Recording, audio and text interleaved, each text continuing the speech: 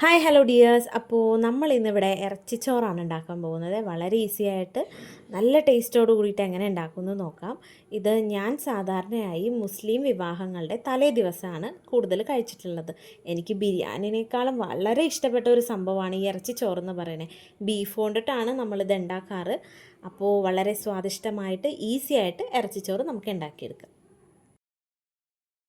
ആദ്യം നമ്മൾ സവാള ഒരു 4 സവാളയോളം ഈ ഒരു കനത്തിൽ കുക്കറിലേക്ക് അരിഞ്ഞിടണം. അത് കഴിഞ്ഞിട്ട് നമ്മൾ ഇഞ്ചി, വെളുത്തുള്ളി, പച്ചമുളക് ചതച്ചെടുക്കണം. പിന്നെ വേണ്ടത് 4 വലിയ തക്കാളിയാണ്. അപ്പോൾ എല്ലാം കൂടെ നമ്മൾ കുക്കറിൻ്റെ അകത്തിട്ടാണ് പാകം ചെയ്യുന്നത് കേട്ടോ. എല്ലാം ഇട്ടു. അവസാനം നമ്മൾ പൊടികളായതാ മഞ്ഞൾപ്പൊടി ഇട്ടു. അതിനുശേഷം മുളക് പൊടി ഇട്ടിട്ടുണ്ട്.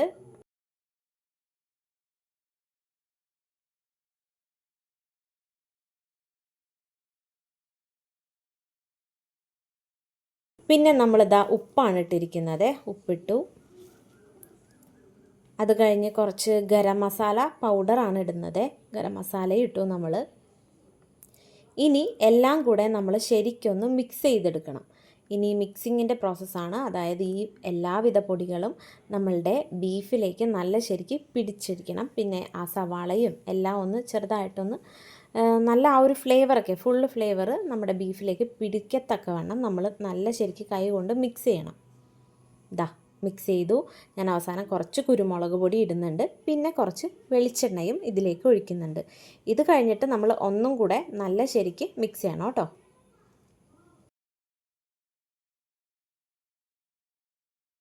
അങ്ങനെ കുക്കറിൽ വെച്ച് 2 വിസിൽ നമുക്ക് ആവശ്യമുള്ളൂ കേട്ടോ. അപ്പോൾ നമ്മുടെ ബീഫ് ഒരു ഹാഫ് കുക്കായി എല്ലാ മസാലകളും പിടിച്ചു വന്നിട്ടുണ്ട്. ഈ ഗ്ലാസ് കണ്ടില്ലേ, ഞാൻ 2 ഗ്ലാസ് അരിയാണ് എടുത്തിരിക്കുന്നത്. അതിന് 4 ഗ്ലാസ് വെള്ളം നമ്മൾ ഇതിലേക്ക് വേറൊരു പാത്രത്തിലേക്ക് മാറ്റി വയ്ക്കണം. ഇനി കുറച്ച് നമ്മുടെ സ്പൈസസും കൂടെ ആ വെള്ളത്തിലേക്ക് ഇടണം.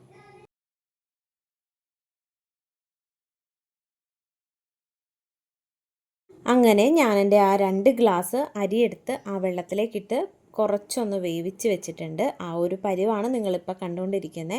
ഇനി ഇതിലേക്ക് നമുക്ക് 2 പച്ചമുളക് കൂടെ വെറുതെ ഇട്ടേക്കാം. ഇതൊന്ന് വെന്ത് വരുമ്പോൾ ആ പച്ചമുളക് നല്ല ടേസ്റ്റ് ആയിരിക്കും കേട്ടോ. ഇനി ഇത് മൂടി വെച്ചിട്ട് നമുക്ക് നല്ല ഹൈ ഫ്ലെയിമിൽ ഇട്ട് ഒന്ന് വേവിച്ചെടുക്കണം. അപ്പോൾ നമ്മൾ ഓപ്പൺ ചെയ്തപ്പോൾ ഇതുപോലെ ഉണ്ടായിരുന്നു. ഏകദേശം ഒന്ന് വെന്ത് വന്നിട്ടുണ്ട്. വെള്ളമുണ്ട്. ചോറ് ഇനിയും വേകാനുണ്ട് കേട്ടോ. അപ്പോൾ നമ്മുടെ ആ പച്ചമുളകൊക്കെ വെന്ത് നല്ല അടിപൊളിയായിട്ടുണ്ടായിരുന്നു. അങ്ങനെ ഞങ്ങൾ കുറച്ച് കഴിഞ്ഞപ്പോഴത്തേക്ക് എടുത്ത് നോക്കിയപ്പോൾ അത്യാവശ്യം ചോറ് വെന്തിരിക്കുന്ന, എന്നാലും വെള്ളമുണ്ട്. നമ്മൾ അടച്ചു വെച്ച് പിന്നെയും വേവിക്കണം. ഏകദേശം സെറ്റായിട്ടുണ്ട് കേട്ടോ. ഇത് നല്ല ആ ഒരു ഫ്ലേവറും നല്ലൊരു സ്മെല്ലൊക്കെയാണ് വരുന്നത് ഈ ഒരു മൂടി തുറക്കാൻ നേരത്ത്. അപ്പോൾ നമ്മൾ ഇളക്കി കൊടുക്കുന്നു. അപ്പോൾ ഓക്കെ ഗായ്സ്, ഞങ്ങളുടെ ഇറച്ചിച്ചോറ് ഇവിടെ അടിപൊളിയായിട്ട് റെഡിയായിട്ടുണ്ട്. ഇതിപ്പോൾ ഞാനല്ല കേട്ടോ, എൻ്റെ അമ്മയാണ് ഇതിൻ്റെ മെയിൻ ആൾ. അമ്മ വീട്ടിലുണ്ട്. അതായത് കൊണ്ടിട്ട് അമ്മ പറഞ്ഞു തന്നിട്ട് ഞാൻ ഓരോ കാര്യങ്ങൾ ചെയ്തെന്നേ ഉള്ളൂ. അപ്പോൾ നിങ്ങൾക്കെല്ലാവർക്കും ഈ ഈസി ആയിട്ട് ഇറച്ചിച്ചോറ് ഉണ്ടാക്കുന്ന വിധം ഇഷ്ടപ്പെട്ടാൽ സബ്സ്ക്രൈബ് ചെയ്യുക, ഉണ്ടാക്കി നോക്കുക.